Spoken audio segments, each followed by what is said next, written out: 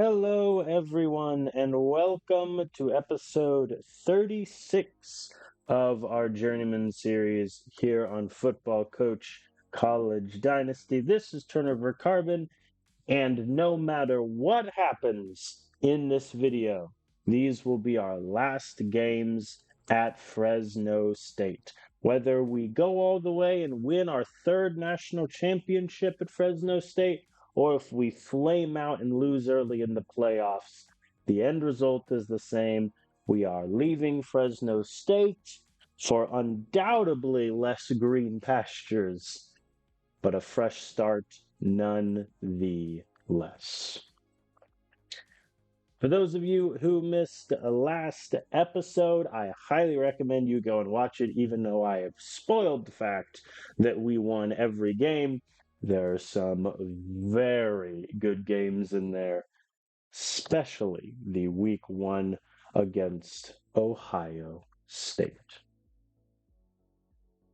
Before we get into that, though, a couple housekeeping notes at this point of the season. As you can see, we are ranked number one in the country. We are 8-0, and there are quietly a handful of other undefeated teams that could potentially make the playoff. James Madison currently sits at 8-0. SMU similarly 8-0, and then down here at 19th, FIU, Pitbull's own 8-0, similarly with the 14th best offensive talent in the country. Kent State, they almost flirted with an undefeated season, and I was ready to praise them, but they did unfortunately take a loss in the MAC, which is most regrettable. As things stand right now, couple coaches' office things in terms of player promises. Ricardo McLeod, we promised him 25 targets. He is currently at 24. So as long as the ball gets thrown his way once the rest of the season, we're good there. And then Jermaine Pugh wants to play 30% of snaps. He averaged 58% before he suffered a major injury. He's been out for 3 weeks, and he's going to be out for 2 more. In terms of draft risks, as we have discussed, our superstar, Philip Cato, is in fact leaning toward the draft. I don't know if my successor will be able to convince him to stay. Brandon Brinson is out the door at the moment. He is projected to leave due to his mock status. Colby Minor leaning toward the draft, and he would definitely be someone that the AI needs to keep, seeing as currently in our cornerback room, we are losing Javier, Colin, and Ramon. So definitely need to keep him around. And finally, wide receiver Camden Gibson is leaning toward school.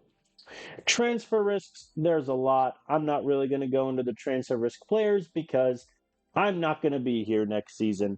And I figured this would be a good opportunity for the AI to kind of start fresh and promise who they want and let go who they won't. I have said, though, if the AI lets Brian Graves walk instead of promising him more playing time, I'm going to be very upset, seeing as at most we're losing our top 3 wide receivers and potentially could be losing more depending on if, Elliott Finch or Xavier Bonner ever get upset about playing time. So if the redshirt Brian Graves does leave, I'll be a little annoyed, seeing as just how good he is right now. But that does not concern me because we're out the door either way. So the business today, we are going to play the rest of the games in the season. I don't care if it takes all the way to the national championship game, and then the coaching carousel begins. And we will see what schools are interested in a coach that, it must be said, deserves to be hired by anyone with an 83% win percentage, 90% conference record, undefeated in conference championship, and 2 national championship belts. So we open today against Tennessee. Now, Tennessee's 3-5, which at first glance, not great. However, if you look at their schedule here, They have lost in overtime to the 18th best team in the country, lost by 5 to the 12th, lost in 4 overtimes to the number 7, got blown out by Auburn, it must be said, destroyed Miami, and then lost by 6 to Arkansas. That's a bad loss. However, just last week, they beat the number 1 team in the country, Alabama, in a 3 overtime thriller that saw Tennessee put up 18 points in overtime. So I am very excited to face them. They have had the second hardest strength of schedule in the country. And this team, they live and die by their offense.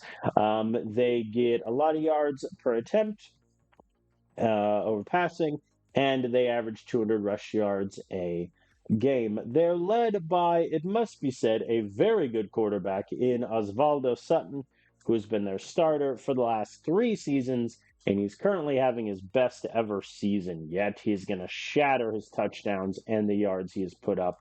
He is very, very good. He has 96 strength, which I think is the highest strength I have ever seen on a quarterback. But he's got 87 arm strength, mid 90s accuracy and IQ. He's probably the second best QB we have faced this season, outside of obviously Georgia's guy who's like the front runner for the Heisman at one point. So our focus today is going to be stopping their run and working on our passing game, as is our want. We are heavily favored in this game, 23.5 points is the spread. I have 5 recruits visiting. None of them are in a tight race. I'm operating under the assumption that they're all going to commit after this week. Maybe if we lose, some of them hold out, but I mean, I'm 6,000. I'm 5,000 to 6,000 points ahead on 4 of them. So if they don't commit, I have questions for the recruiting in this game. The only other time these two teams have faced each other was 3 years ago in the national championship game, where we won 26 to 24. So let's see who gets the victory this time around. Tennessee calls heads. It is indeed heads. They elect to receive, which is fine by me. And as is our want, we thunder smoke blitz on the first play. They are in the spread on 3rd and 1. I care not. Blitz the linebacker. Now they got it. All right, we're going to blitz a lot in this game just to try to sack Osvaldo. But thus far, it's not going great as they're driving down already in the red zone and in the end zone. Gustavo Hamilton gets him in, and just like that, not 5 minutes into the game, we are down 7-0. Less than ideal. Looks like this game might be a shootout, which, to be fair, I am more than fine with, provided we can convert this 3rd down. No, Phillip got sacked. All right, we punt. Salvador Lane gets a tackle for a loss, and they get 19 yards. That'll do. They convert the 3rd and 3 also. They brought some read option in, and Benjamin Pearson gets a 12-yard run. They missed the extra point, but it's 13-0 early as Tennessee is showing up. But our offense has arrived, or at least it did until Samuel Pankey decided to lose yardage. Camden Gibson with the touchdown reception. And there have been 20 points scored in the first quarter so far. So I hope those of you at home bet the under. And they're already at the 10. Not great. Good stop there. All right, we hold them to a field goal. So the lead is 9. Looks like our defense is having a tough day. I hope that doesn't mean someone's injured. That would be very sad. We convert the 3rd and 5. Thank you, Elliott Finch. We're in Tennessee's red zone. Maximus Roybal gets us in. I am going to kick the extra point because that way, if we hold them to another field goal, a touchdown gets us the lead, regardless of if we make the extra point or not. They convert the 3rd and 8. There we go. Ryan Benson finally gets home. Tennessee punts. That is our first sack of the game, and we've been trying for a while. I'm going to switch to up tempo in this here drive. 25-yard pass to Camden Gibson. Thank you, sir. All right. The AI still wants me on normal, which no. That said, we're at the 19. Phillip has been sacked. How could you? All right, 3rd and 5. I am going to flip to normal now just in case we don't convert this. And we do. Chew clock is coming on. 1st and goal at the 1. Maximus Roybal runs it in. And we're going to go for 2 because 4 points versus 5 points doesn't really matter, but 4 versus 6 matters a bit. And we get it. Jake Finch with the reception. And just like that, what was once a 13-0 lead for Tennessee has been completely disintegrated. Our offense has arrived. We're averaging 11 yards a pass right now. And we start with the ball.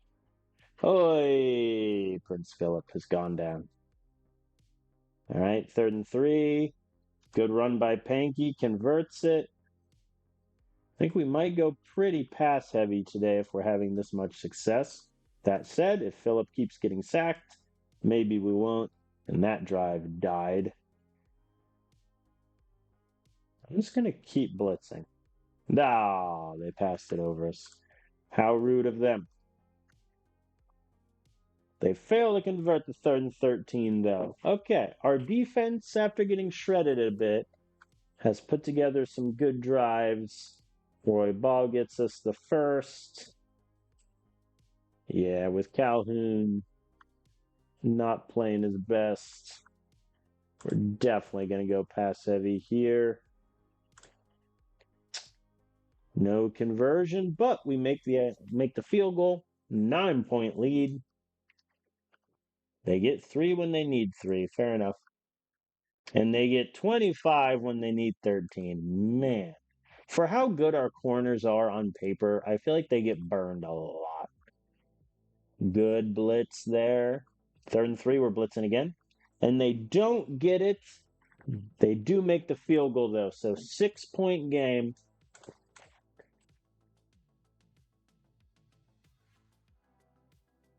There we go. Gibson gets me 13. Thank you, sir. Slants get me 18. We're moving. Convert. Thank you, Benjamin Schwartz. We are in the red zone at the 1, and Ivan Calhoun runs it in. 12-point game. Yeah, let's go for 2 to try to make it 14. And we do. Samuel Pankey runs it in. So now, at the end of the first half, we were losing the time of possession battle, I think, by a minute.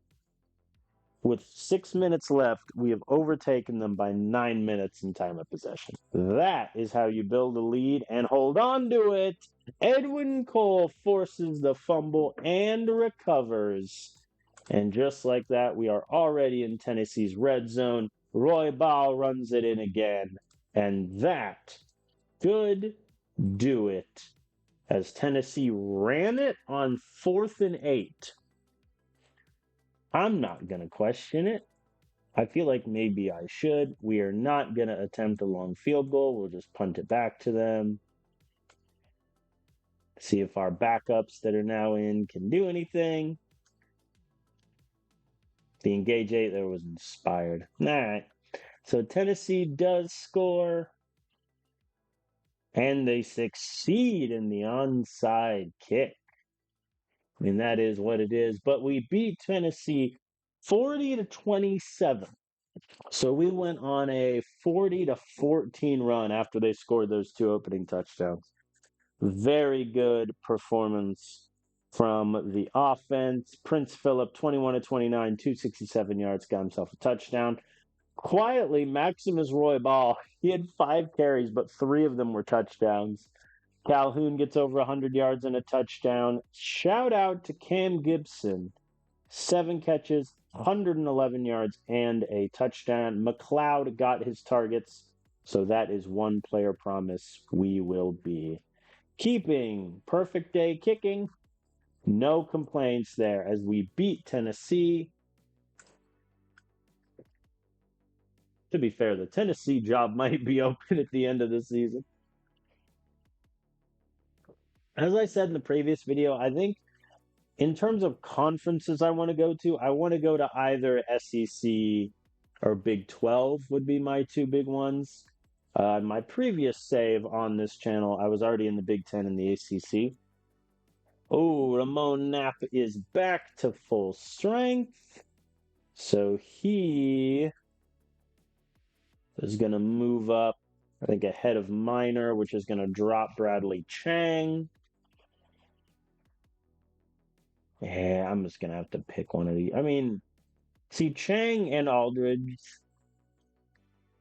have both done really well. Aldridge, though, has allowed 62% completions against him. At that point, I'd kind of rather play Chang. But it's a bad series of events when the top 3 corners are going to graduate, the 4th is a draft risk, and the bottom 5 are all wanting to transfer. That is not good. Hashtag analysis. We had 1 commit, Lincoln Carrington, who I believe was at the Tennessee game. Just already, I mean, the C plus potential is not that enticing, but he's a 76 overall tackler already. That's only going to get better, so he'll be a pretty good big hitter linebacker. However, you're telling me with a straight face that I got, 800, 700 points for all these guys. I am 7,000 points ahead on Alabama, and this JUCO O lineman hasn't transferred. Or hasn't committed. What is it going to take? I ask that genuinely. Like, what are we doing? We need to get these guys in the building. The only recruiting race that's close is on the offensive lineman, Declan Floyd. Our recruiting visit with him is this week against Air Force. I assume we're going to jump Illinois then. If we don't, I might throw some money. But at the moment, I have not had to offer money to any recruit. So our NIL coffers sit nicely at $15 million. Which also should be more than enough for my successor to rebuild after the transfer exodus that may take place. So Air Force, they've not had a good season. It must be said. I mean, credit to them for scheduling a ranked opponent, not a conference, but they've just getting killed. Let's see. Oh, no, that's a lot of red. Yeah, they're one of the worst teams in their bottom 10 to 20 offensively in terms of yardage and points.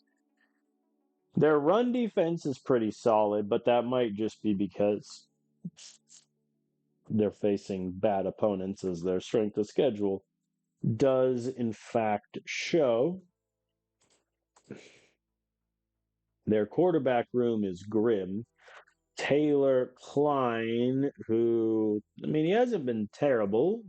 Sub 60% completion. Looks like he can kind of run, but I'm not really afraid of their QB. Their running back room, I mean, the guys haven't been great, but numbers-wise, they look okay. Yeah, I think this game could be over by halftime. We're going to work on our rushing and stopping their run game in case they have some designed QB runs. So we're projected to win by 34 points. We have 4 recruits visiting, including the aforementioned Declan Floyd. So far in the sim, I consider Air Force to be like our only rival, quote unquote, in the Mountain West because they're the only team that's beaten us multiple times. They beat us once in 2028 and once in 2032. However, we've beaten them in the Mountain West Championship game 1, 2, 3, 4, 5 times. So Suffice to say, we don't really have a rival in the Mountain West at the moment. But Air Force calls tails. It is heads. We shall defer and let Air Force's offense kick things off. We're just really going to blitz them until proven otherwise. Easy 3 and out. And now we can just run the ball a lot, burn the clock, and get out of here with not a lot of damage, hopefully. That's my goal, at least. We'll see how it goes as Samuel Pankey runs it in for the touchdown. And another 3 and out from Air Force. Not looking too good. Ivan Calhoun runs it in. This is Prince Philip, currently 6 of 7 for 70 yards. I think that's good. Oh, they converted the 3rd and 8 on an RPO. Fair enough. All right, they got the 3rd and 11. And Ryan Benson, big man interception. Picks off Taylor Klein and returns it 23 yards. Look at the big man go. All right, we convert the 3rd and 3. The jet sweep fails, but Ivan Calhoun runs it in for a touchdown. Well, they burned our blitz there. So it looks like they will get some points on the board.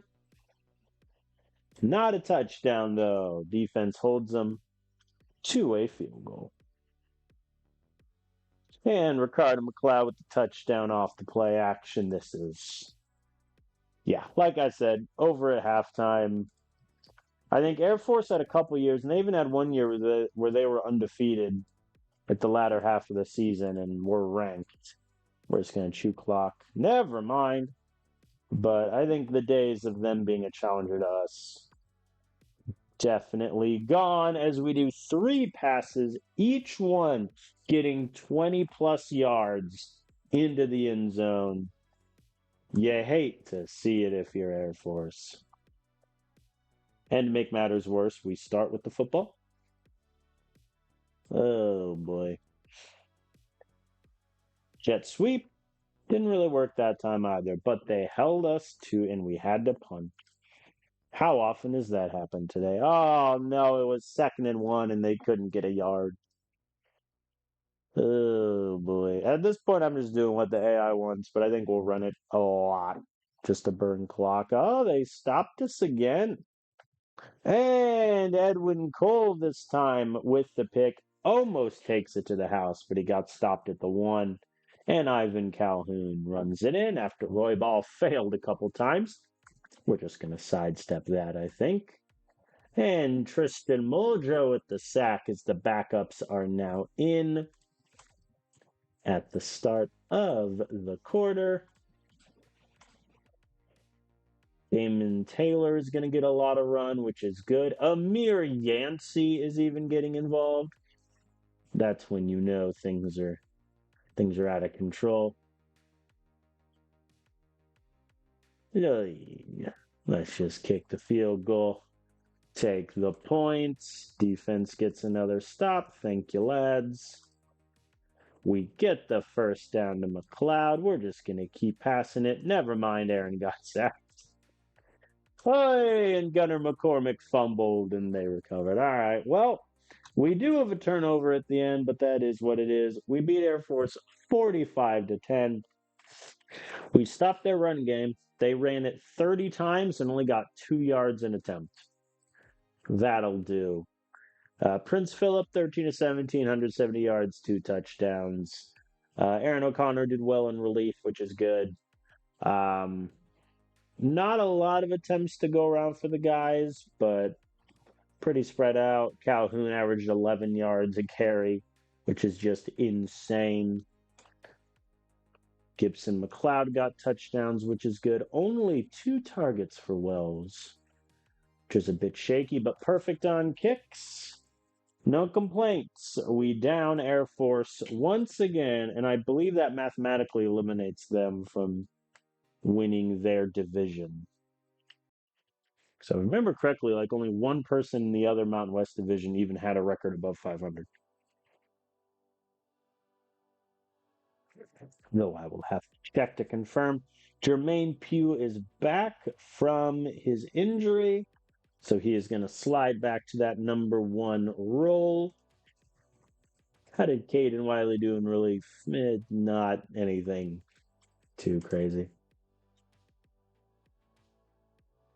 Speaking of which, let me look. Conference standings.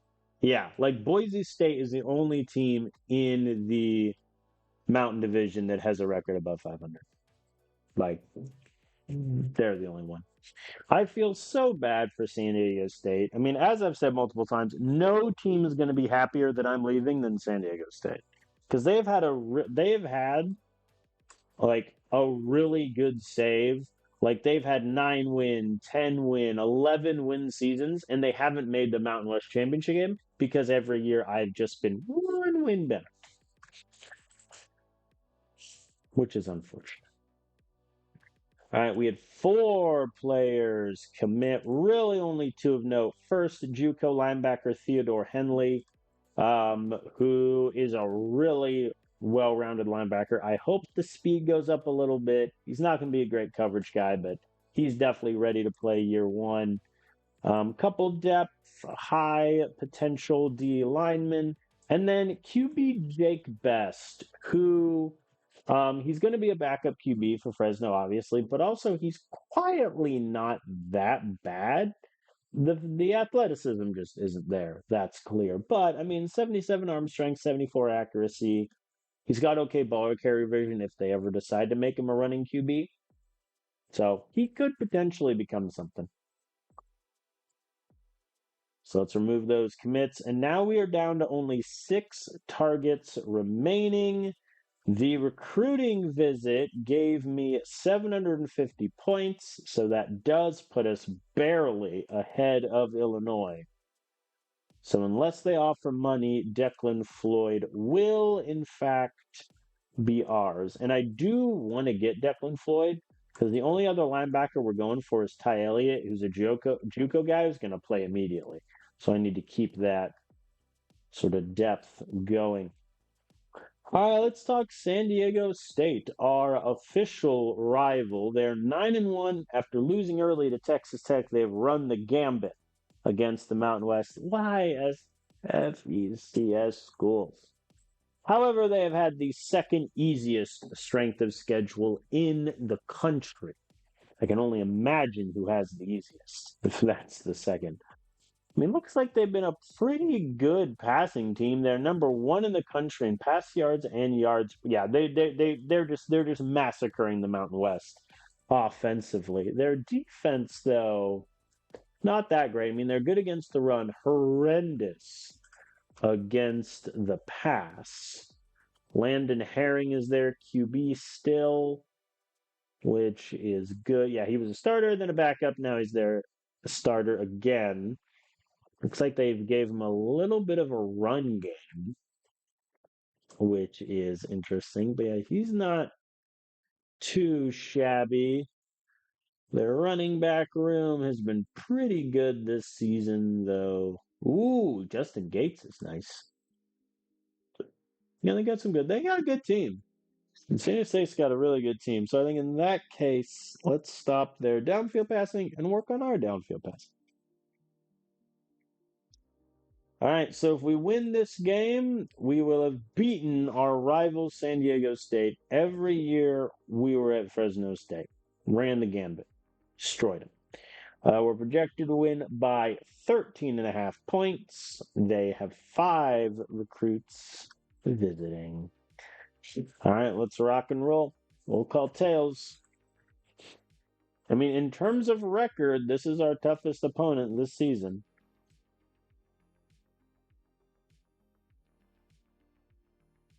And immediately, Maddox Shields intercepts Landon Herring, and we get the ball after the first play. That works. And on the first offensive play, Alvin Calhoun runs it in for 18. And Nathan Locke missed the extra point. Fair enough. All right, they convert the third down. Bad call there to engage 8. And another interception, this time around, starting safety Elliot Pope picks off Landon. And just like that, We're back in business. Camden Gibson, 28-yard touchdown reception off the slants. Thank you. For the purposes of efficiency, I probably should have gone for 2 there to make it 14 again, but eh. All right, they have to settle for a field goal, but still not a bad drive for them. And we convert to 3rd and 8. Thank you, lads. We convert another 3rd and 8. Thank you, lads. And Jermaine Pugh, in his first game back from injury, gets the touchdown reception. 21-3. Or excuse me, 20-3. And San Diego State punts. Let me run the ball this drive to try to destroy the clock.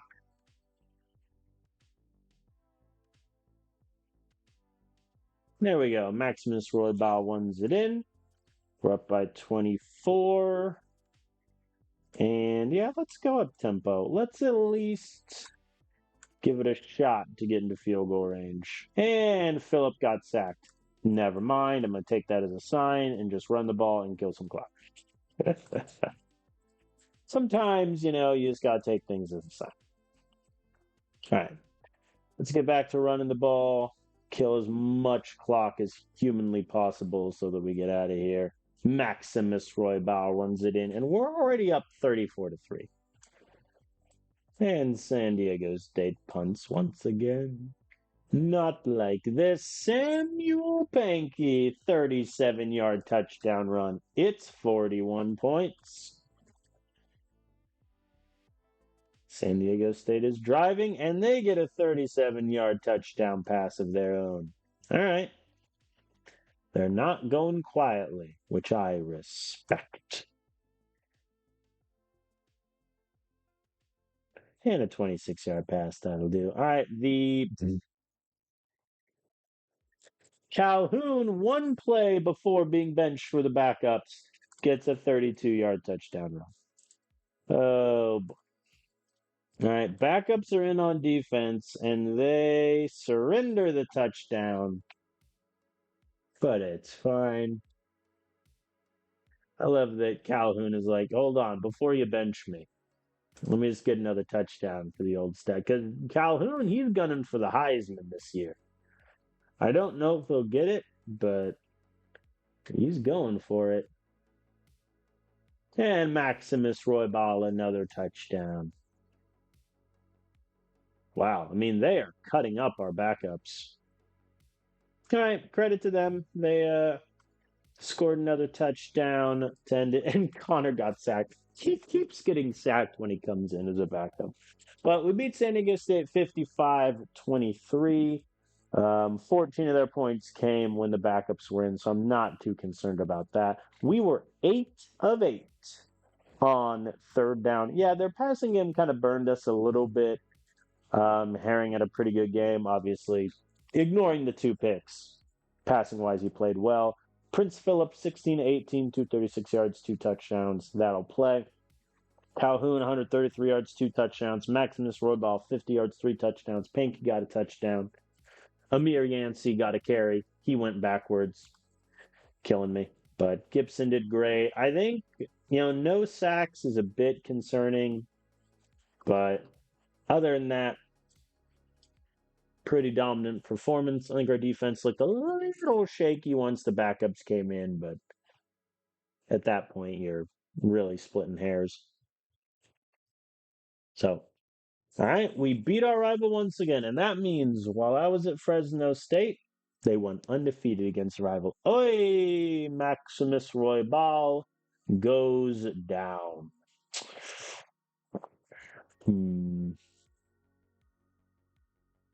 Yeah, I mean the ball. I'm just gonna drop him to.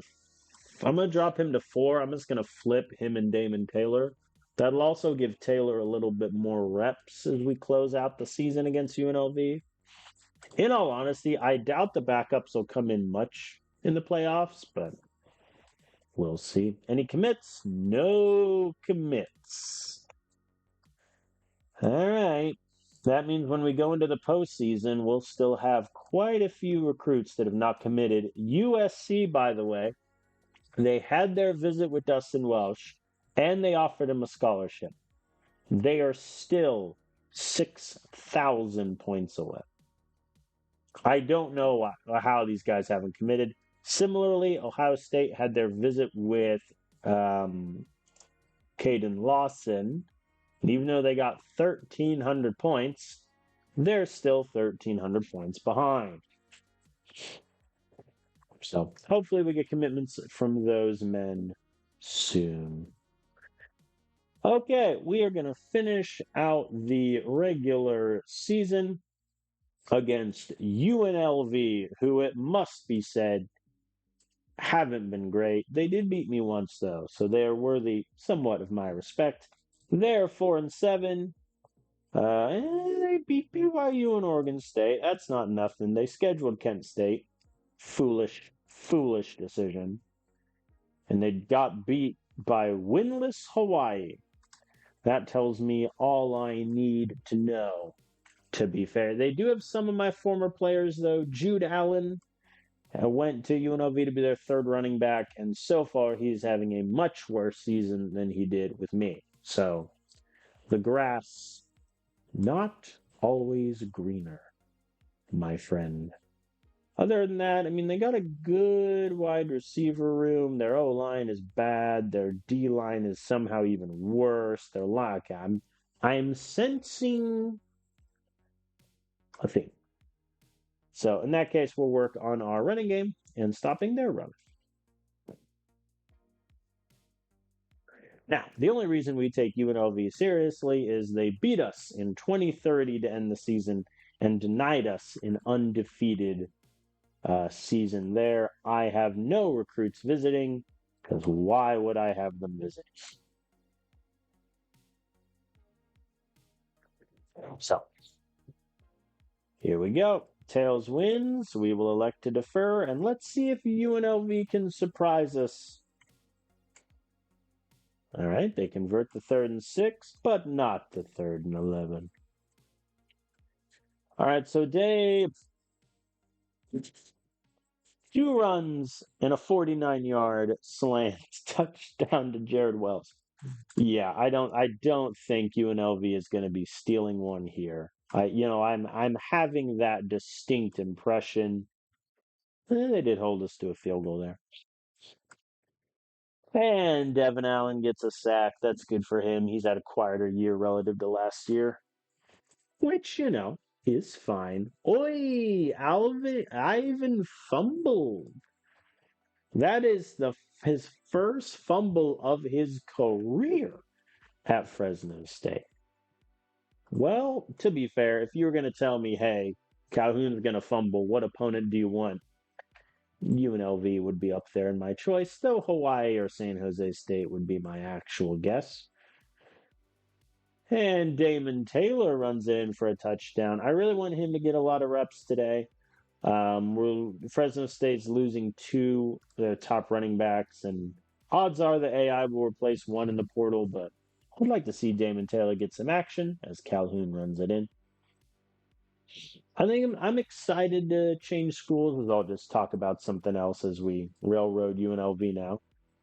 I think at a certain point for me, just winning everything does get a little stale. But granted, I mean, it's not like we've won back to back to back, championships or anything. We've won 2 in the past, 3 years, I guess now it's been. So that we've had that decent level of success. Glock misses the field goal. Rude. But yeah, I think going to the SEC is just my preference. I want to go to a strong conference that is going to be tough to win and get out of. There might be some growing pains, but I think it'll be a nice sort of flip. Because I think our time at Fresno State has run its course. I definitely don't regret signing the new contract because, we won a second championship, which is great. I didn't mean to do a QB sneak there, but Prince Philip gets a rushing touchdown.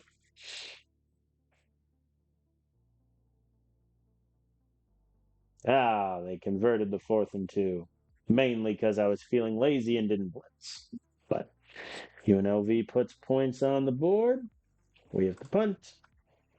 So I'm excited to switch, but don't get me wrong. I still think it's not like a championship or bust to our season, but the way our talent level is and how we have played this year, I think if we don't win, or at least if we don't make the championship game, I'll be a little disappointed, especially given the fact that, we beat Ohio State week 1. We blew out Georgia this season. Braden Morse, the running back out of the backfield with the touchdown pass. What is happening here? Who knows? But we beat UNLV 45-3. Complete non-game. Didn't miss much. Prince Philip, 14 of 22, 2 touchdowns. Aaron O'Connor got a touchdown. Really good day from our running backs. Even an injured Maximus Ball got involved a bit. Pretty good there. Braden Morse, with his first ever game action, is catching a touchdown. That'll do. Defensively, got 4 sacks. That's what I like to see. Nathan did miss a field goal, but he's bound to miss some. I'm going to laugh if Nathan Locke declares for the draft a year early as a kicker, just because he's so good. That would be kind of funny, to be fair. All right. Maddox Shields gets injured, and we drop. We're now number 2 in the rankings. Excuse me? You have the audacity to drop us? Who's number 1? Bama? Bama. So Bama at 11-1 is number 1 in the rankings. I hope they lose to Florida in the SEC championship game. All right, so Maddox getting injured is a little problematic. How long is it for? 5 weeks. That's a big number.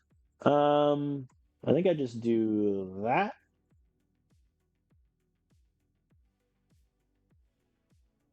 Yeah, because his coverage skills also took a pretty big hit. So yeah, now it's Cole, Madden, Little, Stafford goes to 4, Braden Valentine gets moved up. I don't want to put Carey in. Like, he's such a liability in the passing game. I can't do it. Can't do it. Can't do it. We had 1 player commit, and it is Dustin Welch. Really good safety. I would redshirt him a year. I don't know if the AI will do that, but you never know. Looks like we're pulling ahead of Illinois for Declan Floyd. Whoops. But only one of these guys says may commit soon. But we'll see what happens. All right. So yeah, Roy Ball and Shields are going to be out. Boise State is our opponent. They finished 9-3. We beat them though 35-10 to start the season. So I'm not particularly afraid of the Broncos. But you never know, they could survive this. Jorge Queen commits. We get a good corner that I don't think the AI will redshirt him just because the amount of corners they're going to lose. I think he'll play as a true freshman, which, given the fact that he has 62 zone coverage and 60 IQ, is a bit terrifying. But I think he'll grow into a good corner, but I don't think he's going to be a good one yet. Looks like Steve Garza may commit soon, which is huge because he can instantly take Samuel Pankey's place as a second running back. And if you bring in a transfer running back, then you can have Garza, transfer guy, the 1-2 punch, and then either Roy Ball or Damon Taylor beneath him. So dealer's choice at that point. Here is your conference championship games. No real surprises. James Madison is still undefeated at 12-0. That's actually what I was going to check. So James Madison finished undefeated. SMU lost a game, and FIU had to lose a game because they fell. Yeah. All right. So James Madison, looks like they'll make the playoffs. That should be fun. Boise State, we beat them earlier in the year, and I remember thinking that their offense just wasn't good. So in that case, Yeah. I think we will work on our running game and stopping their downfield passing game. They are number 25th in the country in pass yards per game, to be fair, but we're projected to win by 21. Boise State has yet to beat me during my time at Fresno State. None of the games have been close. This continues the streak of one of me or Air Force being in the Mountain West Championship game. It is Boise State's first time in the Mountain West Championship in this save. So congratulations to them for making it here. Welcome. That's get to do recruiting. No, I did. Okay. I could remember. All right. Boise elects to defer. Okay. An AI that trusts its defense. Fair enough. Prince Philip did just get sacked, so maybe there's reason to trust it. But we convert the 3rd and 8. Unfortunate for them. And the 3rd and 5. I'm sorry, Boise. But Panky runs it in. We're up 7-0. Oh, I forgot to do my Thunder Smoke Blitz on the first play. That's why this drive is cursed. Never mind, Isaiah Metcalf got the sack. That works.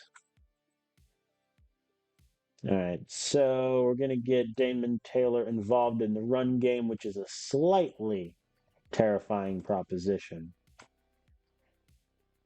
But I want to see how good he is. Camden Gibson with the touchdown pass off the slant.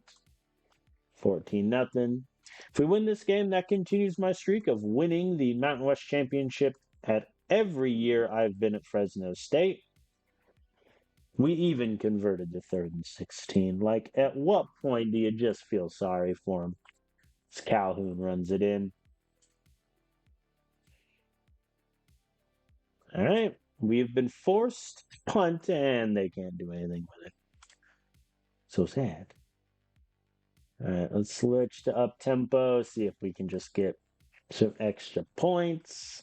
And Gibson with the touchdown off the slant. That'll do. I will call a timeout just in case Wells returns the punt for a touchdown. He did not. All right. They do. I was about to say they do start with the ball. However, Edwin Cole forces the fumble and recovers it. 2 plays later, we're in the end zone. Prince Philip getting another rushing touchdown. I didn't see what happened there because I clicked the button too easily, but it looks like Dorian Little with the pick 6 because we are now up 42-0. That escalated so quickly. Like I was ready to say, maybe if Boise State scores a touchdown, we're back, and then here we are. Panky runs it in. Oh, poor Boise State. Like, this is why I'm saying it's a disappointment if we don't at least make the national championship game. Because of just how well we play. I am not going to go for it up 49. What is the AI thinking? Can you imagine how loud would the way fans boo me? All right. No, Boise gets a touchdown, but they missed the extra point. But hey, they didn't get shut out. Credit to them for that. The backups have been in for a little bit, though. Trying to see if we can get a little touchdown here. And we do. Jake Finch gets us there. And the massacre continues. Why did I do cover 4 quarters on 3rd and 6? All right, we beat Boise State 56-6. We averaged a first down a pass on our way there. Very good day for all parties involved. Multiple touchdowns for Gibson. Finch got 1. Panky got 2. Panky outran Calhoun. That never happens. So, good day for our defense. Kicks were perfect. No complaints. That also means, A, we have secured a bye in the playoffs, but B, we have won the Mountain West 8 straight times. Give me the bracket. Oh, Kansas State, despite winning their conference, misses out at 10-3. Unlucky for them. Unlucky. Man alive. All right, so the buys: Bama, us, OSU, and Notre Dame. 8-9 game is Wisconsin against SMU. 5-12 Baylor and James Madison. 6-11 Georgia Tech and Auburn. 7-10 Florida and Oregon. Kent State, by the way, made the Pinstripe Bowl. That'll be fun for them. All right, we made the playoffs as the 2 seed. We also had 2 recruits commit. First is the JUCO O-lineman Ty Elliott, who really needs to work on his pass block, but his strength's a 90. No complaints. And then Steve Garza, like I mentioned before. So we are down to 2, Declan Floyd and Caden Lawson. Neither of them, though, have the may commit soon designation. So that's a little worrisome. All right, it is awards week. It is time to find out, did Ivan Calhoun win the Heisman? Here we go. Drum roll, please. He does. Ivan Calhoun takes the Heisman. He ran for over 1,600 yards, 15 touchdowns, also had a touchdown over the air. That is enough to beat out fellow running back Devin Massey and a couple of star quarterbacks. Prince Philip finishes 9th in Heisman voting. Defensive Player of the Year, I don't think we had anyone really eligible. We do not. SMU's Kenny Wilson makes it. Freshman of the year, we had a couple guys, but Marlon Madden finishes 9th with 43 tackles, 12 tackles for a loss. Good for him. Coach of the year goes to Dustin McDonald at Georgia Tech, which feels deserved. We win the Mountain West Coach of the Year once again.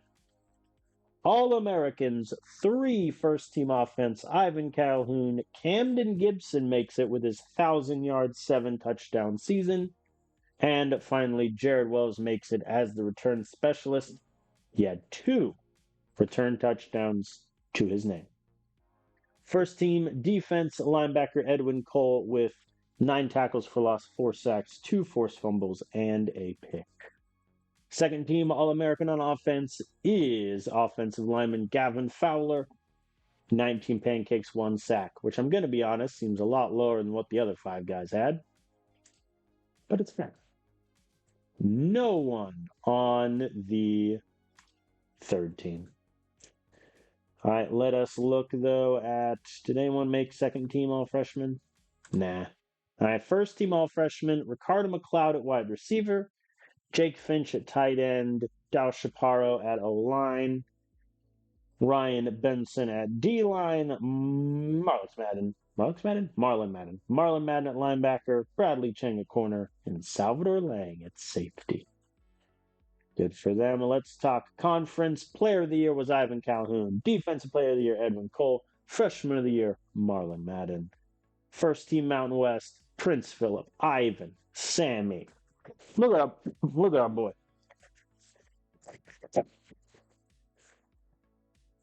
13 touchdowns definitely help.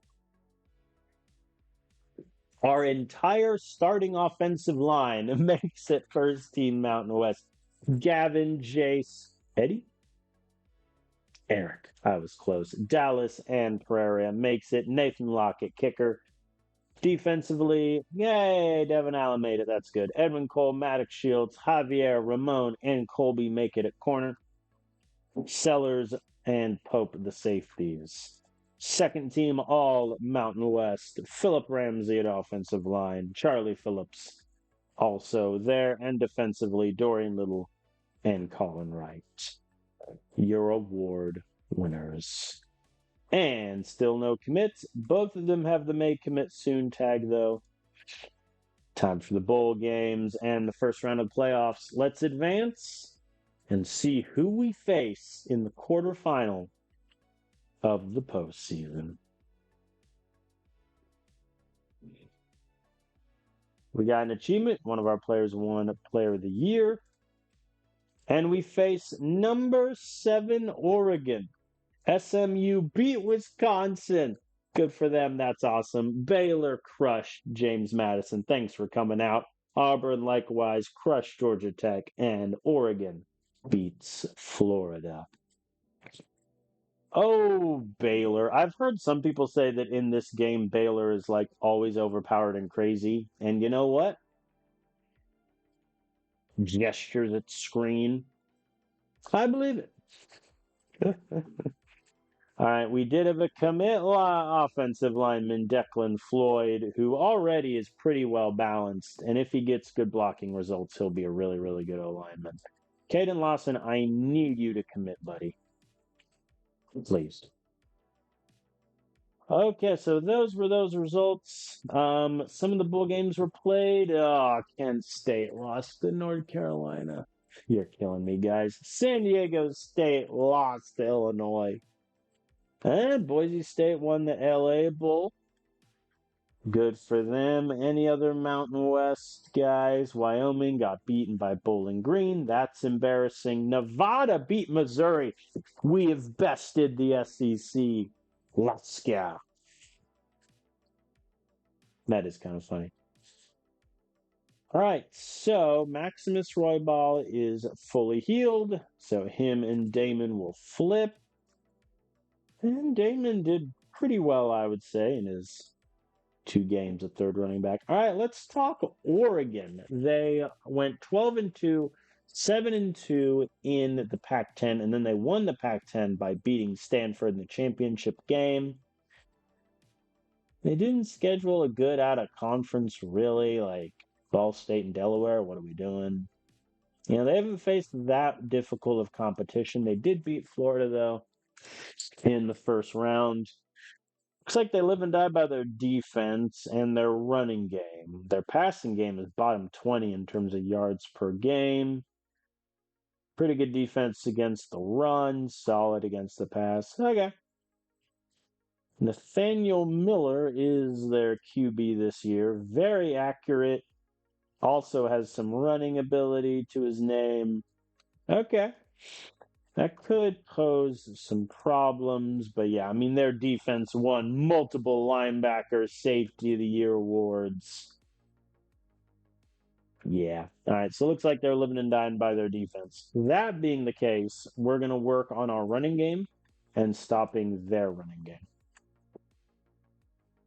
So this could potentially be one of the best defenses that we face all season. We're projected to win by 13.5 points. I have never played Oregon in this save, so this will be a fun one. Let's dance. Oregon calls heads. It's heads, and they elect to receive. I feel like a team with a defense that's infinitely better than their offense would defer. But hey, I'm not gonna, mess with the AI on that. And a 3-and-out from our defense. Very, very good. It is light rain, but it's only 2-mile-an-hour wind. So I'm not that worried about like medium field goals. Long field goals, I think we might go for it more often than not. Our offense, though, doesn't get it. Wow. We were, what, first and 10 at the 12, second and 3 at the 5. 1 yard run can get it. I'm going to go for it here. My argument being if I don't get it, they got to go like 96 yards for a touchdown. We don't get it. The play gets blown up. They only rushed 3. They rushed 3 and they got us. All right. Their defense does appear to be as advertised. Our defense, though, is pretty good too.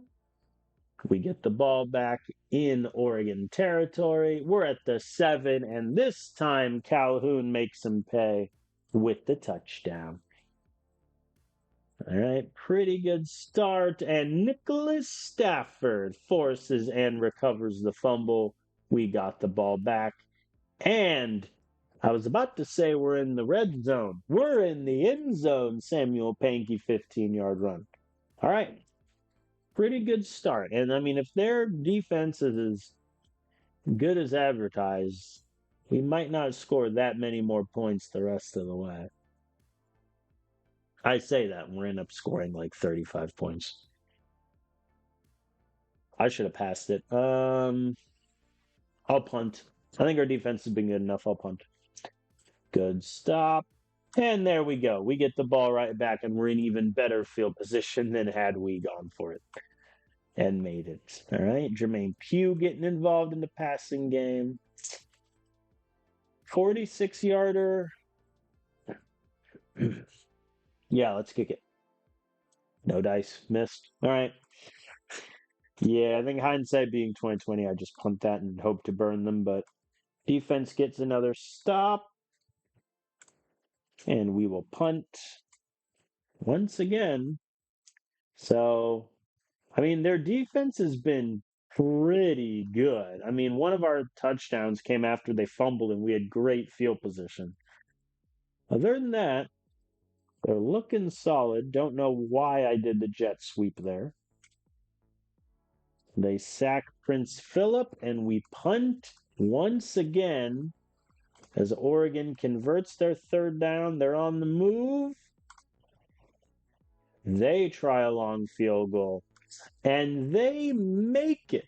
Jesus Cleveland, who was destined to become a Brown, who has won multiple Kicker of the Year awards. Okay. Okay. He looks solid. What's his power? 86 power, but 93 accuracy. Okay. So Oregon is on the board. I'm going to be honest.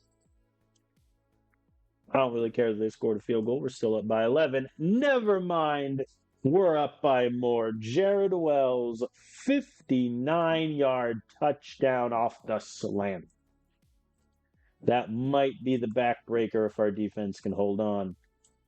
They cannot, in fact, hold on. Never mind. I'm never doubting them again. Salvador Lane forces the fumble and recovers it. We have the ball back with horrendous field position. But the play action boot worked. We can't be stopped. Even the bubble screen is working. 3rd and 6. Let's just chuck it. No dice. We punt. I genuinely think Oregon's defense is as advertised. We've had one massive play against them, and we scored a touchdown with really short field position. Other than that, like, they're doing really well. And their offense has not helped them out either. Like, Miller is less than 50% completion percentage. Their starting running back is averaging 1.5 a carry. Like, we're going to win, and it's not going to be by a close score. I genuinely think Oregon's defense is as advertised. All right, we'll kick a field goal. Uh-oh. They're killing my backups. All right, they got in the end zone. They failed a 2-point conversion, and they fail the onside kick. And Aaron O'Connor got sacked. Oh, poor guy.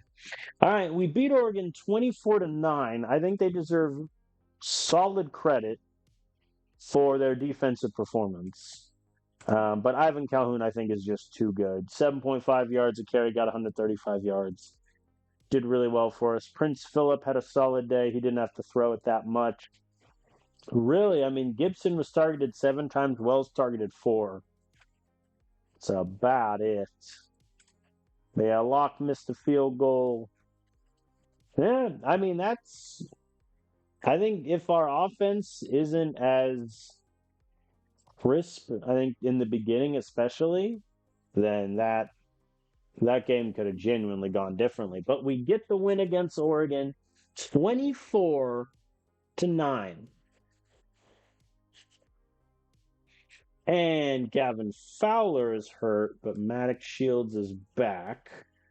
So we're going to move Shields back up above Little, Stafford, and Valentine. I really do feel bad for the AI because they're going to have so many players that are going to want to transfer. Oh, I see our opponent. I see our opponent. Caden Lawson commits. So, in my opinion, Fresno State's QB of the future, Caden Lawson, he already has a cannon for an arm with 88 rating. The C minus potential is what kind of gives me pause because if that drops or if that stays as a C minus, like his IQ could be in the mid 70s until like his sophomore season. Um, but if I were to stay at Fresno State, my plan A is hopefully convince Philip to stay, redshirt Caden Lawson a year, and then Caden can play, and he'll have 2 hits of development before he even sees the field. Plan B, though, unfortunately, would have been Philip goes to the draft, and then it's either Aaron O'Connor or Caden Lawson as my starting QB next year. So we'll see how that shakes out. I do see our opponent. It is death itself. Alabama destroyed SMU. Notre Dame beats Baylor. OSU kills Auburn to set up a 1-2-3-4 semifinal. Oh boy. It's kind of funny how many times we faced Ohio State. All right, Ohio State, they're 13-1. That one loss, yours truly in week 1 when we beat them 21-17. After that, they beat 22 Wisconsin, 17 USC, 9 Maryland, 18 Michigan State, 19 Michigan, and number 6 Wisconsin, and just beat Auburn in the quarterfinal. They have one of the best defenses in the country. They also have given up 51 sacks. What in the world? What is your line room? 14 sacks allowed for a guy with 91 pass block? That is insane. I have never seen that before. He wasn't even injured or anything. That's unlucky. Anyway. So they have Nicholas Crockett at QB, who famously I said wasn't very good by OSU standards, and he did win Big Ten QB of the Year, which is a little awkward. Against us, he was 29 of 36 for 296 yards and a touchdown, so he did perfectly fine. The thing that hurts me on OSU is their 1-2 punch at running back. Miguel Stewart, I'm surprised didn't make first team All Big Ten running back. I wonder who did. And then Miles Love behind him is really solid in the air in his own right. Though this reaffirms the fact that the AI doesn't know how to use a receiving back because this guy has 86 catching, 88 running, and 97 speed. He has 8 catches. Anyway, so their running backs are what really scare me. We'll work on stopping that. They do have the number 2 pass yards in the game. We'll solve that, I hope, and work on our passing game. So here we are once again in the semifinal against Ohio State. We're favored by 8.5 points. We've played each other 4 times. 2028, they beat us by 48 points. It was a massacre. 2033, they boot us out of the playoff in the semifinal. And then past 2 years in the regular season, we've beat them twice. So let's see what we can do this time in the semifinal. We got some rain. Make it a dreary game. They call tails. It is, and they elect to defer. I genuinely think if we don't score a touchdown in this drive, we could be in trouble. Just based on how close the other game was. And we convert the 3rd and 7. Thank you, Camden Gibson. We convert the 3rd and 3. Thank you, Panky, and thank you, Panky again with a receiving touchdown out of the backfield. We're up 7-0 early. This is my punishment for not blitzing on the first play. All right, we get the stop, though. They punt. Why in the world would I do 4 verts from my own 6? That just seems crazy. Jet sweep did not work. We lost 3 yards. And then Maximus Roybal loses 3. Yeah, I kind of killed that drive there with that end around. But our defense gets the stop nonetheless. Now we are going to run the ball an obscene amount of times to just torch the clock by any means necessary. It doesn't work. We punt. Though, how long did we kill off that drive? 5 minutes? Still a 7-0 game, and OSU punts once again. Hey, listen, if the final score of this thing is 7-0, I'm not going to complain. I will be stunned beyond belief, but I'm not going to complain. I'm not going to do a QB sneak. Give it to the running back. And Panky is stopped. I'm just going to do the same play again. If they stop us twice, so be it. So be it. They stopped us twice. Hunter Norris got in there and took it. We are going to do an all-out blitz. All right. They got the conversion. They are now out of timeouts with 1:19 left, and they get 50 yards. Oh, boy. Ooh. Can we stop them? Can we keep them out of the end zone? That'd be huge here. And we do, and they miss the field goal. Again, to bring it up, one of the changes I would like to see to this game is for blocked field goals and PATs to be a stat. Because I feel like missing a 23-yard field goal probably means it got blocked. Just saying. All right, OSU starts on offense, and I mean, it's a 7-0 game so far. We are destroying them on time of possession. They've only had 8 minutes with the ball, and we're only up by 7, which is slightly terrifying. Bad call by me to safety blitz there, I think. All right, 3rd and 13. I'm just manning up. Cool. All right, they make the field goal. So OSU on the board, and we punt on 4th and 4. Oy vey. They punt also. No one wants to have consistent scoring in this game. We convert on 3rd and 8, and Prince Philip throws his 3rd interception of the season to safety Zachary McNeil, and OSU is in field goal range, and they are in the end zone. All right. OSU takes the lead. Thank you, Ivan, for the 21-yard run there. 2 straight incompletions. I'm going for it. 4th and 4 midfield. Send it. No dice. They deflect it. All right. If OSU gets in the end zone here, things get very dicey.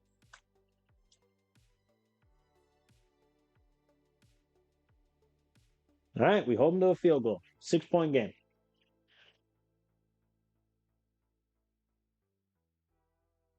Get the first down. How has our run game been? 35 carries. We're averaging 4.5 a carry. Okay. Yeah, our pass game is what's been a little shakier today.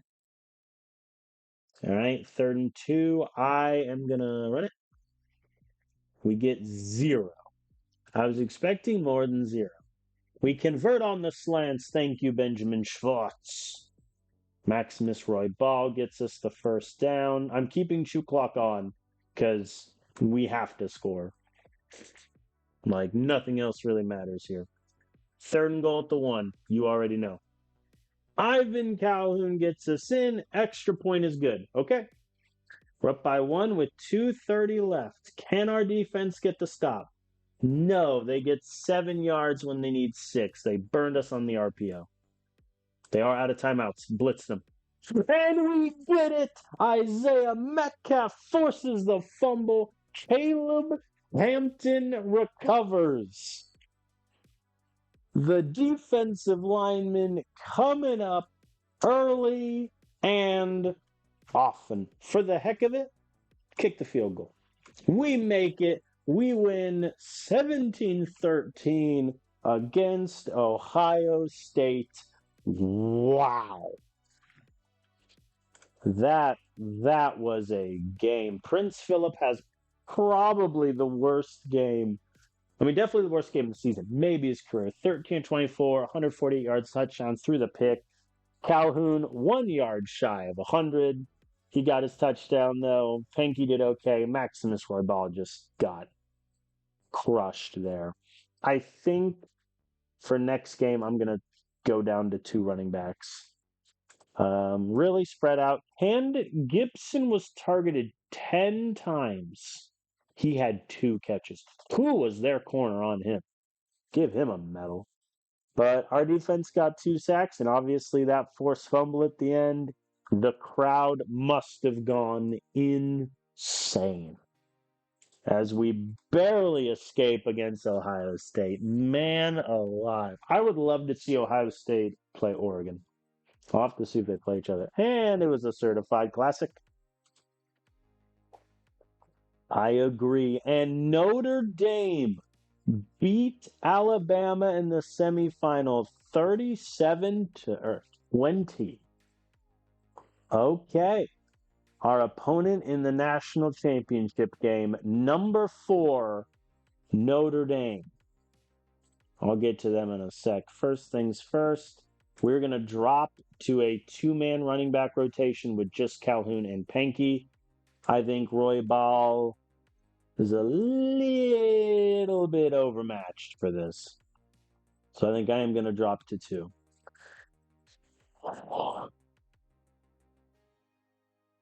I also forgot to move Gavin Fowler down, which is completely on me because he got injured last week. I think Dallas goes higher. Phillips goes higher. And that's where it stops. So yeah, Phillips moves up to 5. Fowler drops. I think that's what I want. How many sacks has Airy given up this season? Airy's given up 3. Peter's given up 5. Yeah, he's not coming in. Houston? Yeah. All right.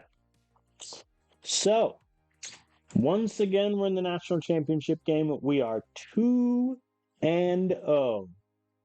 in the national championship. But let's talk Oregon. They're 13-2. In this database, they are in the ACC. They're not an independent. They beat number 22 Texas and number 9 Utah, but the ACC is a joke, so they dominate everybody else except randomly losing to Wake Forest by 3. But they beat Georgia Tech in the ACC championship game and then barely beat Baylor, killed Alabama, and now here they are. Let's take a look. That is a lot of green. They are number 1 in the country against the run. They have the best run defense. Okay. That's the level. Not only are they number 1 against the run, they are number 1 in the country in rush yards per game. Okay. Their QB is a true freshman. Good Lord. Abraham Bullock, true freshman, throwing 70% completion all round up, 3,600 yards, 21 touchdowns, only 5 picks. How does Notre Dame get the second coming of Andrew Luck at quarterback every time? He already has 93 IQ. What was he as a recruit? Oh my God. His potential went up. His overall went up by 7. His arm strength went up by 10. Accuracy by 9 and IQ by 10. Why can't I get QB gains like that after the first season? Or not the first season, after the recruit. Huh? All right, so he's terrifying. The best running game, or one of them, Devin Massey, who I remember the name is familiar. Yeah, 17. Oh yeah, he was the guy in second for Heisman. Sorry, buddy. 1,700 yards, 21 touchdowns. Their backups are dominant too. They're number 1 against the run, which means their D line. Honestly, it's not as good as I'd expected. Oh, there we go. Linebacker core. There we go. Yep. How's the O-line? It's Notre Dame. It's going to be great. Yep. Redshirt sophomore, 96 overall. Screw off. Okay, so do we practice the run? I think we do. And then I think we work on stopping their run. Okay. Here we go. Notre Dame favored by 3 points. The game, by the way, in Indianapolis, which is what, like a 2-hour drive from South Bend? That's cool. This is the 3rd time we faced Notre Dame. In 2030, they bounced us from the playoff quarterfinal. And then in some out-of-conference games, we have beaten them twice, including what is, in my opinion, the game of the save, where we beat Notre Dame week 1 37-31 on the road in South Bend. And Rylan Newman in his first ever game with me, 43-55, 500 yards, 4 touchdowns.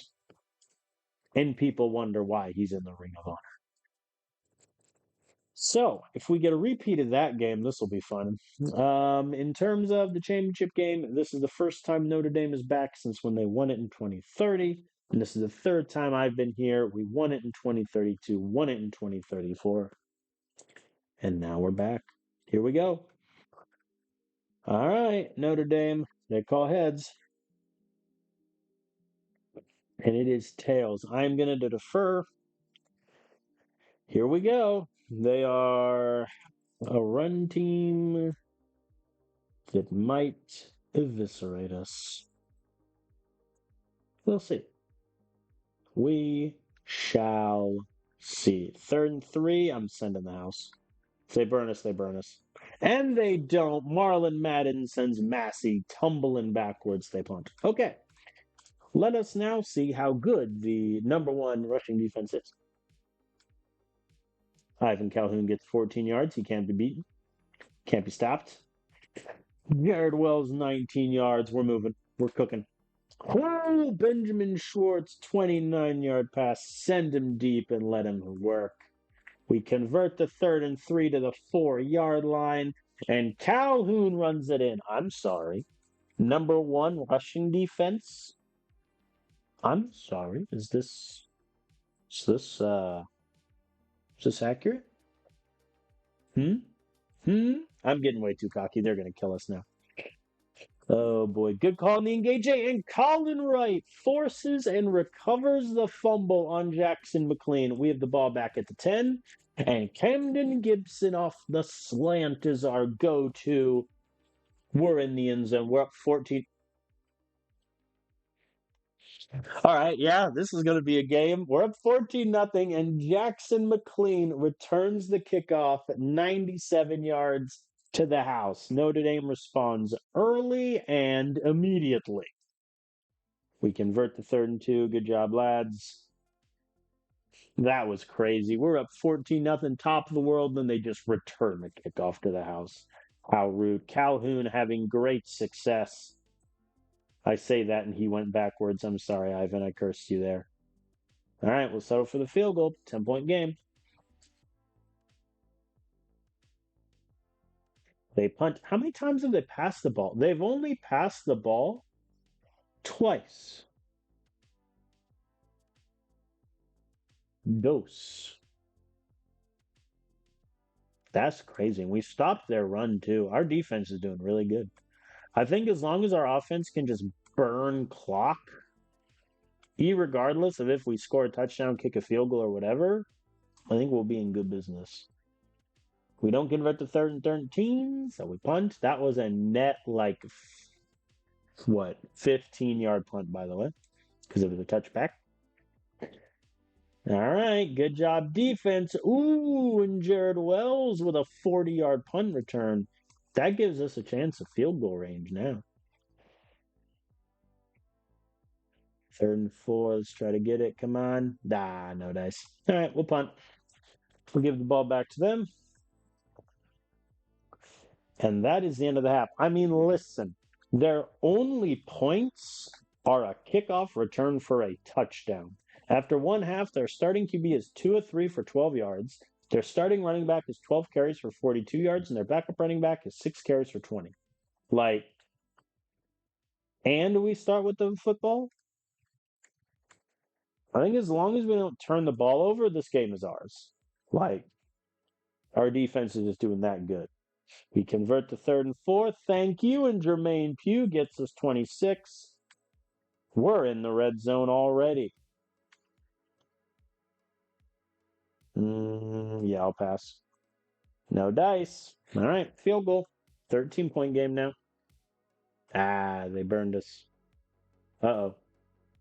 Looks like Notre Dame has, in fact, arrived as Bullock sneaks it in. It is now a 6-point game. And so despite all of our dominance, Still a 6-point game, and we have to punt. Our defense gets a 3-and-out. Thank you, comrades. Terrible drive there. We lost 2 yards on the net. Oh, 77-yard pass over the top. All right. Notre Dame takes the lead as our defense has given up a big play. We need to respond. We convert, clutch 3rd and 6 conversion. Let's do this. Really? Ivan, you picked a bad time, Ivan, to collapse. I mean, I'm going for it on 4th and 2. No real reason not to. We get it. Benjamin Schwartz gets me 6. Thank you. Thank you. Schwartz again converts. Here we go. I'm keeping Chew Clock on because a walk-off field goal gets us the win. All right. We convert the 3rd-and-1. 3rd-and-5. I'm going to run it. We don't get it. Field goal. He missed. Nathan Locke misses the 25-yard field goal. He missed. I mean, surely that's blocked. Like, there's no wind. The weather's fine. So I assume they block it. All right. We have all 3 timeouts. We just need to blitz them and kill them. And them getting 9 yards on the first one ain't great. Nope. First down. We lost. We lost to Notre Dame 21-20. We lost. I mean, that's... Look at that. Look at that. I mean, that is a point in the argument that on probably 1st-and-10 from the 16, I start passing it instead of running it.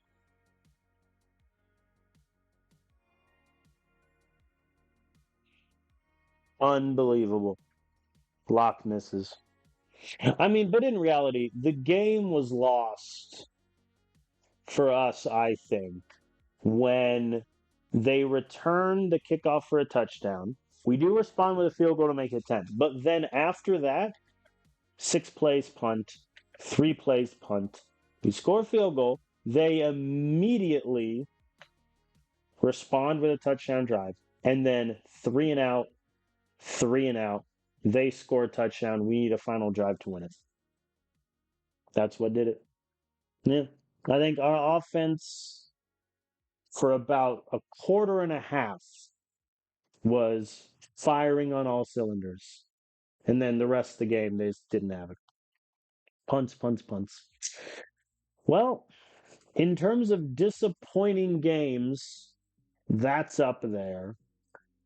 Prince Phillips, 17-28, just shy of 200 yards, got the touchdown. I think Calhoun, for him, is a rough game. Had 100 carries, but he needed 20, had 100 yards, needed 26 carries to do it, got the touchdown. Pankey was stopped dead, 12 carries, 20 yards. Receivers, I mean, Gibson got the touchdown. Pugh was involved a lot. Schwartz did okay, but nothing from Wells, really. Defensively, we got that 1 sack. We did get a forced fumble. Then Nathan just missed an extra point, essentially. That's it. That is it. And that kickoff return, man. I think that's the first ever kickoff return touchdown we've allowed in this save. And it happened in the national championship game, in a game we lost by 1. That's a heartbreaker. They also, I mean, to their credit, our run game wasn't great. We only averaged 3 yards a carry. We were really good on 3rd down. We converted our only 4th down chance, but they got us. They got us. We couldn't put the game away when our defense was firing all cylinders, and there you have it. All right, there it is, the loss in the national championship game to Notre Dame. The talk shows will be discussing that missed field goal 4 years. It is a certified classic, though. That does mean we finish third in the rankings as Notre Dame goes to number one. I feel like we should be above Alabama, but that is what it is. Overall in the season, we finished 15-1, 9-0 record in conference. Number two offense in terms of talent, number three defense, eighth in points per game with 38, first in opposing points per game in the country. Athletic director, obviously, we're at 100. Fan base change, nothing, stays at A plus. We kept both of our promises to McLeod and Jermaine Pugh. So that means our integrity is up to an 86%. I think this is a heartbreaking way to end our Fresno State career. And in all honesty, had I not previously said I was leaving, I might run it back because that's such a bitter taste in my mouth. But I am leaving Fresno State. I think this is a good time for another coach to take over. And just do that. I do want to look at skill badges. Someone did mention in the comments that I can swap out a skill badge now that I'm reached max level. I do think one I wanted to look at was where was it? Maybe something. Maybe it was there a different year, but I thought there was one with wide receivers. I think Army of Scouts I need, ball security I need. All O linemen getting +2 run blocking. Maybe not. I think O-line recruiter might be more useful in the long run. But our running game is so successful, I don't really want to mess with anything, so I think I'll keep that. Offensive coordinator. I mean, a lot of these guys might be leaving, so it doesn't really matter. I think I'll keep all of his stuff the same, except I will swap out Dink and Dunk for receiver fundamentals to get the catching and route running boost again. And defensive coordinator, I can make no changes. And he's an old guy, so he loses 2,000 XP, which is rude. But okay. It is time for the coaching carousel. Let us look at the open positions. Alabama's open. Alabama is open. Why? How is the Alabama job open? He's 67. Their head coach might be retiring. I have to take the Bama job. Like, no. I have to take the Bama job. That has to be it. Like, yes. What's their team outlook looking like? They have only 13% seniors, y'all. They have 44 freshmen, redshirt freshmen. I have to do it. Give me the details. All right, so who am I losing? Okay, I'm losing all top three running backs. Cool. Leaving the top tight end, but they got replacements. No O lineman losing. I'm losing a great kicker, but we got a good guy behind him. Losing a great D lineman, but I got guys. Oh, that 99. I mean, this is the job. Like, respect. Like, let's say if Bama wasn't here, and my options were USC, Wisconsin, West Virginia, TCU, I would probably take like the West Virginia job and try to build them into a Big Ten powerhouse. But the Alabama job is open. Like that, yes, that's the job. Give me a 5-year contract that is. I mean, they're not going to fire me. Yeah, give me a 5-year contract that's team locked, please. Caleb Monroe. Yes, Caleb Monroe is getting promoted to Fresno State head coach. Yes. So just like what happened at Kent State when I left, Oscar Stahl comes in. Caleb Monroe gets promoted. That's awesome. That's great. All right, that means I need a new head coach for the first time in like 5 years. So all I care about really is that the offensive playbook is the pistol and that he is a high level. Anything else I don't really care about. The options aren't that great. Do I steal Kent State's offense? um, Let me sort by level really quick. So Damian Ford has the highest level. He is currently the offensive coordinator at VTech. I need like 10 or 9 offense though. I mean, he's 10 recruiting, but do I take Nathan Wiggins? Hmm.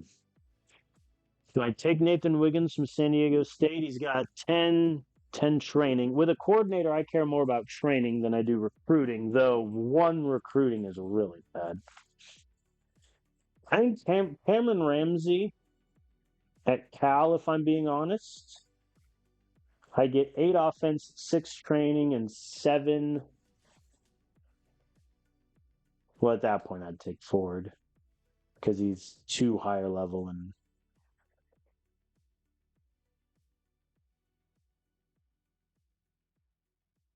I'm run first, not run heavy.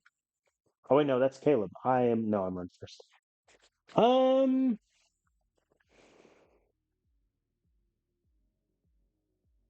yeah, I think I'm gonna go with.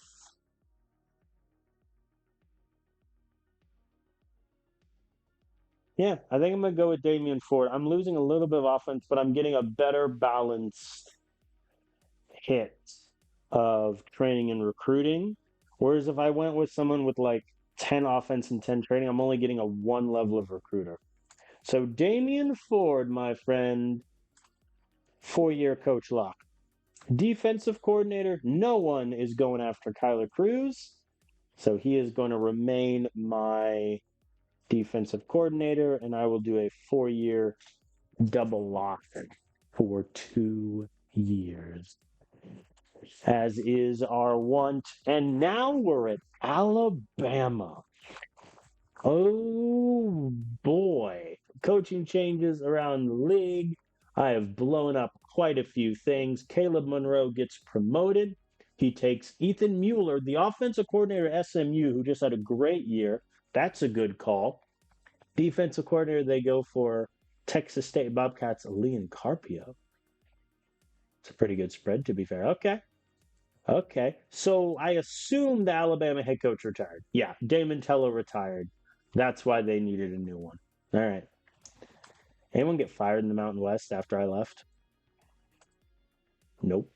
Why would you leave the Auburn DC job to be Hawaii's head coach?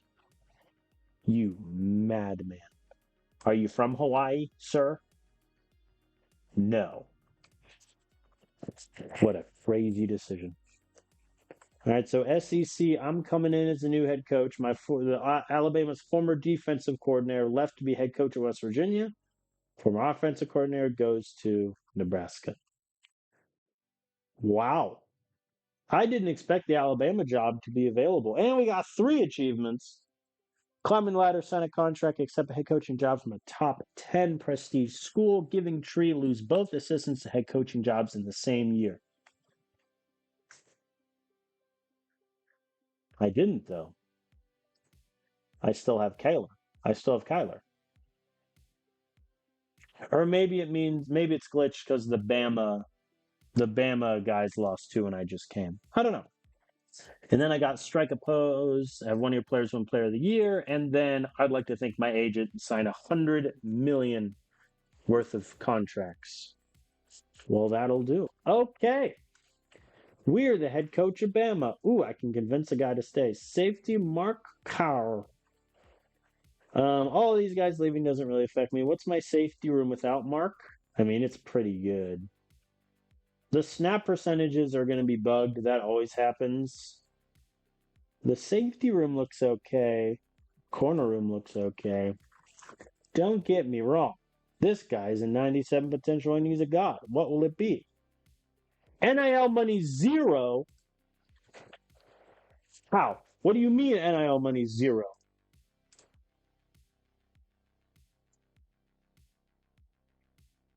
Oh, Bama, what did you do? Okay, I'll have to sort that out. I'll have to sort that out. All right, safety mark. I mean, he's great. Convince him to win the Natty to stay. I wish I could see who I mean, I'm gonna make that promise. Like he's 97 overall. I'm losing one of the top corners in Isaac Dukes and a top O lineman in Kate Cortez to the draft. That's okay. These are all the seniors leaving. I know none of them. Who cares? Save in advance. Okay. How many players are transferring? Please be less than 12. Please be like less than 12. I'm terrified it's going to be like 20. Don't do it to me. Don't be like 20. I'm afraid it is going to be because there's so many redshirt freshmen that probably want to play.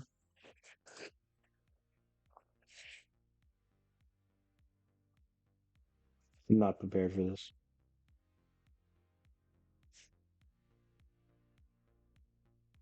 My soul is not prepared. 17. Well, well, well then. Does that say three quarterbacks? What is this QB room, man? Oh boy. Okay. Um, yeah. So I'm gonna work through the transfer stuff off stream. Just so I can get my head around this new Alabama roster. Get some things out, figure out transfer needs. And then I'll be back hopefully with next video tomorrow as we